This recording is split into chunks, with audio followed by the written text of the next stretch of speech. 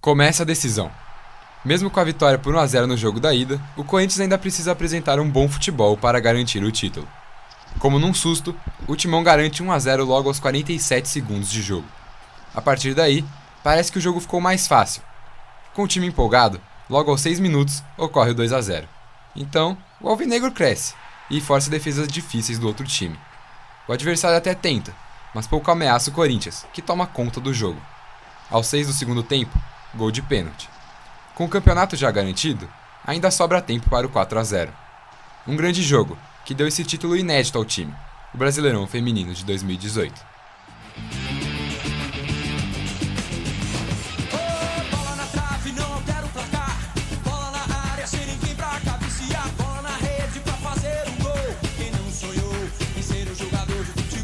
Ser jogador de futebol não é apenas o sonho de muitos, mas também o de muitas. É importante sempre acompanhar o futebol feminino, para darmos os créditos que essas meninas merecem e impedirmos que jogões como aquela final do Brasileirão não sejam esquecidos, né? Então vem com a gente aprender um pouco sobre a história do esporte e de nossas meninas. Eu sou André Neto. Eu sou a Catarina Virgínia. Eu sou André Derviche. E eu sou Vinícius Garcia. E esse é mais um Fora da Caixa. É o lugar dos craques que vão levando o time todo pro ataque. O centroavante, o mais importante, que emocionante é uma partida de futebol.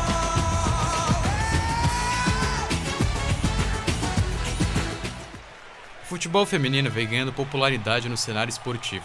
Mas será que você conhece sua verdadeira trajetória até aqui?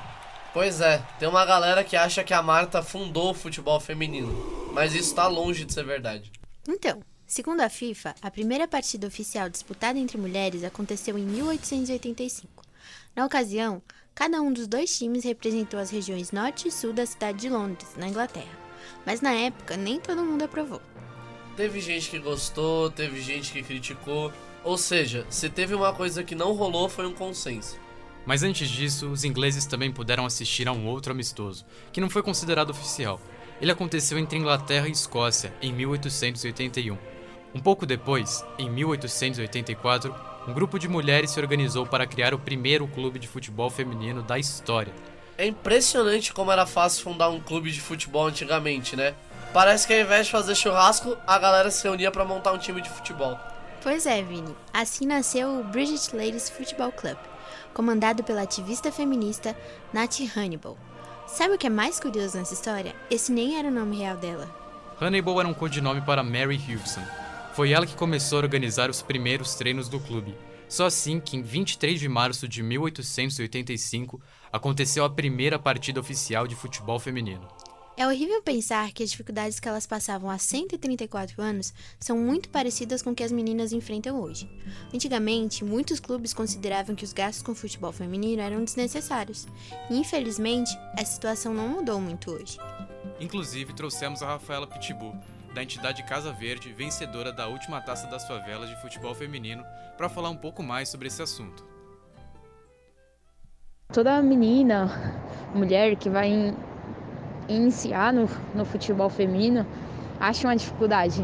Agora pode não ter tantas, né, para você começar, mas eu encontrei muitas porque não tinha time feminino.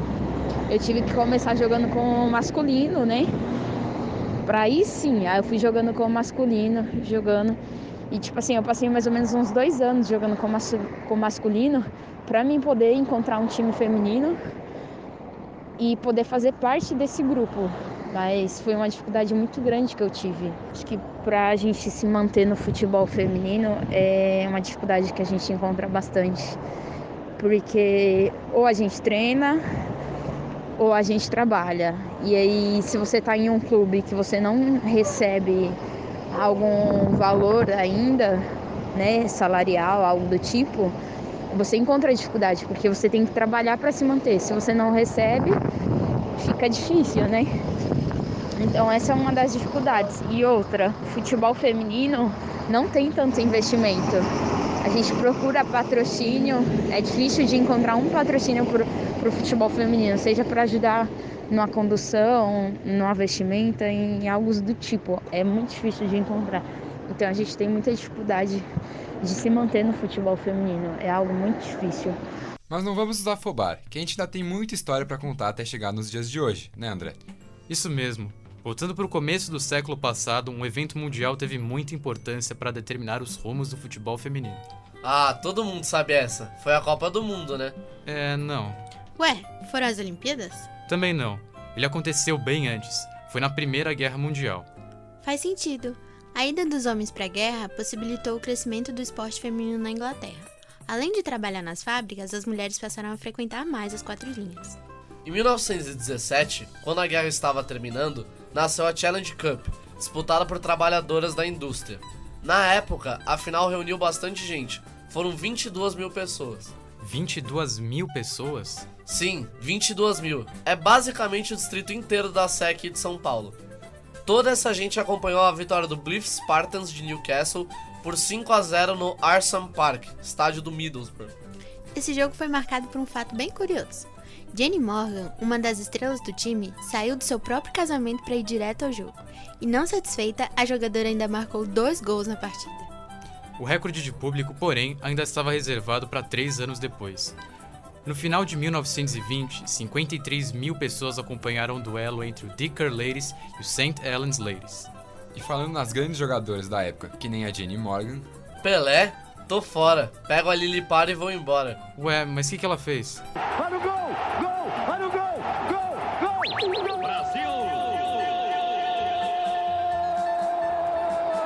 Lily Parr era jogadora da equipe Dicker Ladies e passou dos 1000 gols muito antes do Pelé. Mas não é só de glórias que vivia o futebol feminino na Inglaterra. Com o fim da guerra, as mulheres voltaram à situação que tinham antes do conflito. A concorrência pelo público do campeonato inglês começou a crescer e assim a Football Association, ou FA, que é responsável por controlar o futebol na Inglaterra, proibiu o futebol feminino. Só 50 anos depois foi que a FA revogou a proibição, em 1971. No mesmo ano, a UEFA recomendou a reorganização desse esporte para suas federações, mas já era um pouco tarde. O futebol feminino demorou para voltar aos holofotes e mais ainda para ter a mesma popularidade. As coisas melhoraram na década de 1990. Foi nessa época que o futebol feminino se tornou mais globalizado. É aí que entra a Copa do Mundo, Vini.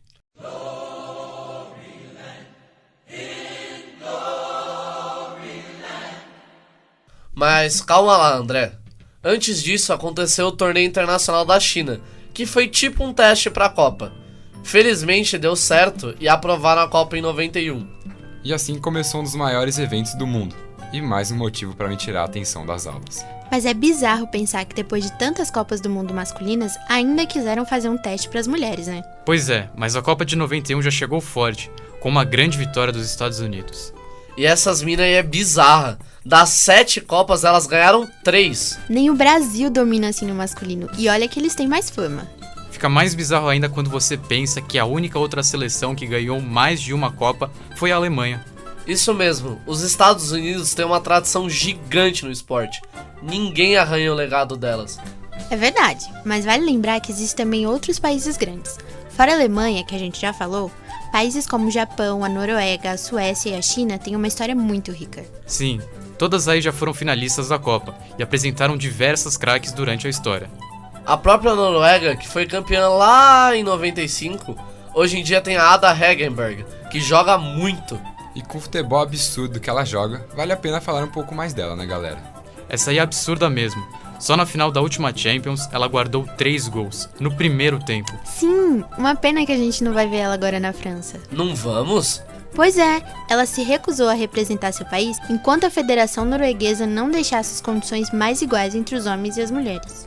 Ah, sim, bem parecido com o caso da Hope Solo, né? É verdade, ela não foi convocada para essa Copa porque o contrato dela não foi renovado. E como fazem isso com uma craque dessa, gente? É que depois da derrota dos Estados Unidos para a Suécia nas últimas Olimpíadas ficou um climão.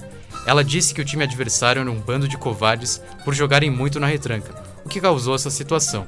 Mas ela acredita que isso só aconteceu porque ela se manifestou a favor de salários mais iguais entre homens e mulheres. É uma pena que esse tipo de coisa estrague o espetáculo que é a Copa. Espero que as seleções melhorem para as próximas competições importantes, como a Euro, o Pan-Americano e as Olimpíadas. É verdade, Kátia. Sempre bom lembrar que não só de Copa vivem as meninas, né? Longe disso. Como a Kátia mesma disse, tem as competições continentais e as Olimpíadas, que muita gente valoriza. É verdade, galera. Temos que cobrar que as seleções atendam melhor suas jogadoras para a gente poder ver os melhores times em cada competição. Um bom exemplo é a She Believes Cup, uma competição rápida entre seleções que busca inspirar as novas gerações de meninas com uma mensagem positiva de perseverança através do esporte. Mas essa melhora tem que ocorrer nos clubes também. Os clubes têm que receber um bom financiamento que permita pagar salários dignos da bola que essas minas jogam, para elas darem um show nas competições, como a Champions, que a gente já falou. E a nossa querida Libertadores, né? Que são as ligas que ainda estão começando, mas já mostram um baita do futebol. Fora isso, a gente tem as ligas nacionais, né, Kátia? Sim, Bola no meu pé, qual é, qual é? Futebol não é pra mulher, eu vou mostrar pra você, mané. Joga a bola no meu pé. sim, tem ligas tradicionais, como a japonesa e a alemã, mas cada vez mais novas ligas são criadas, que nem o Brasileirão, né, que é bem recente. Inclusive, a gente não pode esquecer que o futebol também já chegou em bases e em competições universitárias. Ou até mesmo na Taça das Favelas, torneio novo, mas que já tem uma competição feminina. Pois é, e pra falar desse mundo universitário, a gente trouxe um depoimento da Amanda Pet, da Futeca, time feminino da ECA USP. Cara, competir é uma delícia. Eu sempre fico com muito medo, mas é sempre a melhor parte também. O time da ECA participa de 3 campeonatos grandes, que é a NDU, a Copa USP e os Jogos da Liga, e de 2 Inters, o Juca e o BIF. No geral, as competições são bem organizadas e todos os times que participam levam muito a sério. E eu acho que tem que levar a sério mesmo, porque é um compromisso grande.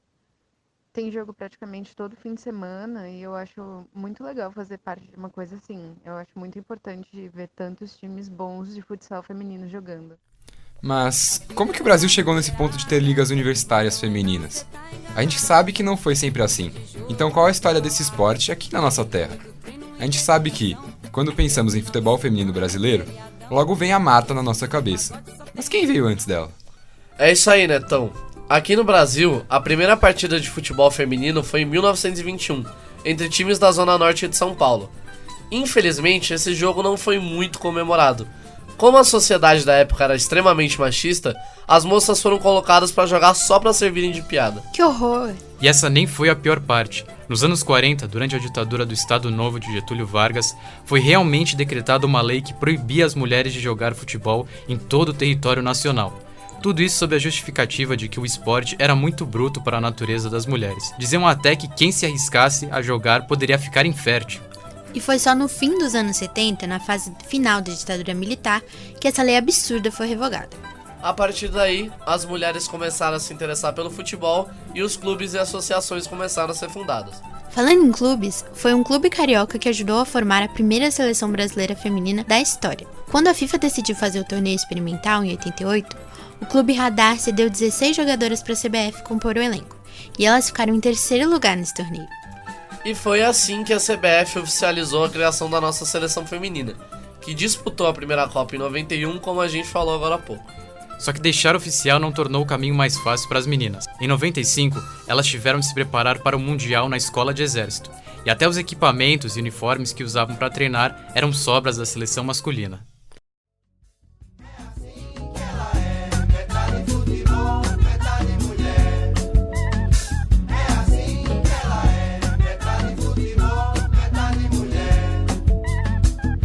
Mesmo assim, a primeira geração vencedora se impôs e continuou a representar o país nas competições.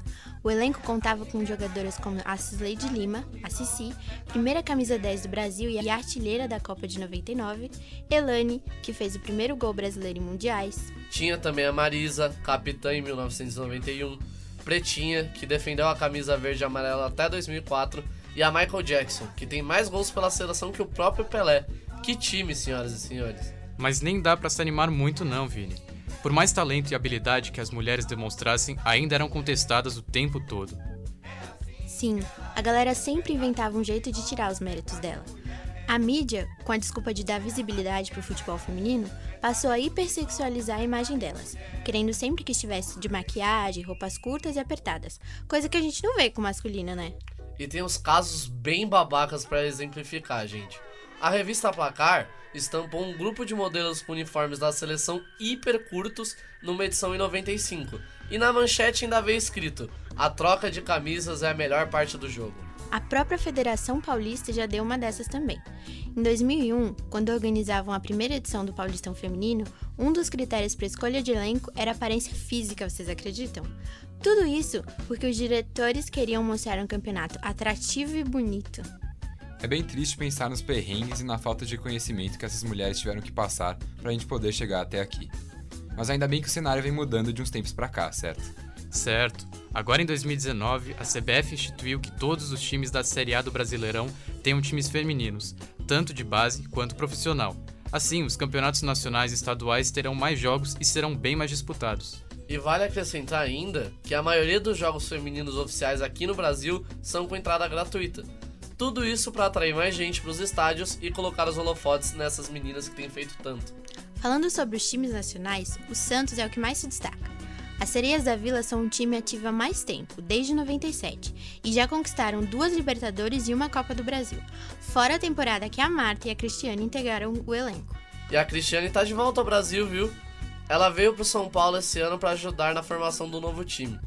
E como a gente tá falando dos times paulistas, o Corinthians, que abriu nosso podcast, vem investindo pesado no time feminino e com resultados, uma Libertadores e uma Copa do Brasil. Ainda falando sobre os novos investimentos, vocês lembram que lá em 95 os uniformes das meninas eram sobras do time masculino? Para a Copa de 2019, a Nike assinou com a CBF e criou um modelo exclusivo para o time feminino. O uniforme azul, inclusive, vem com estrelas estampadas e por dentro da camisa tem os dizeres Guerreiras do Brasil escritos. E no contexto mundial, a coisa também vem melhorando. A FIFA lançou um plano com 18 metas para o crescimento do futebol feminino. O objetivo é aumentar o valor comercial do esporte e abrir cada vez mais espaço para as mulheres no futebol, seja dentro ou fora de campo, como nos cargos executivos e de gestão. Os times de tradição da Europa também enxergaram elas, viu? O Lyon e o Barcelona, protagonistas da final da Champions Feminina de 2019, são ótimos exemplos disso. Exatamente, Vini. A Aga Hegerberg, que a gente falou lá no começo, é a grande estrela do time francês. Fez 3 dos 4 gols da goleada em cima do Barça. Hoje, ela divide o posto de melhor do mundo com a Marta. O time do Lyon é incrível. Numa eleição feita pelo The Guardian esse ano, 5 das 10 melhores jogadoras da atualidade jogam lá. Além da Ada, claro, estão nessa lista Lucy Bronze, Eudine Le Sommer, Amandine Henry e Wendy Renard. Nessa lista também tem a Lieke Mertens, do Barcelona. Mesmo perdendo a final, o Barça foi gigante nessa temporada. Os caras investiram pesado no time feminino, elas treinam no mesmo CT que o masculino, usam os melhores equipamentos e têm o acompanhamento dos melhores profissionais do clube, sendo tratadas como merecem pelo talento que têm. Tanto que alcançaram a primeira final já esse ano. Fora que a Andressa Alves, atual camisa 9 da nossa seleção, foi a primeira brasileira a ser contratada pelo Barcelona e já disputou a final da liga mais famosa do mundo. Não é pra qualquer um, né?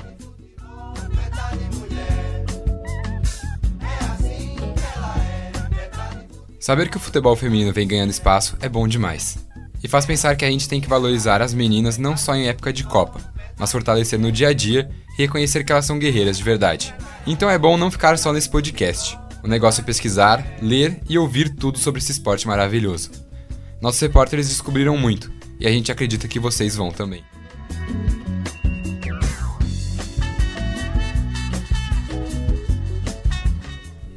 Muito obrigado por acompanhar mais um Fora da Caixa com a gente. Sigam a Jornalismo Júnior nas redes sociais e confiram as playlists do Spotify. Roteiro por Catarina Virgínia, Vinícius Garcia e André Dervitti. Edição de som e produção por Karina Taraziuk e Bruno Richard. Direção por André Neto, João Vitor Ferreira, Tamara Nassif e Yasmin Oliveira.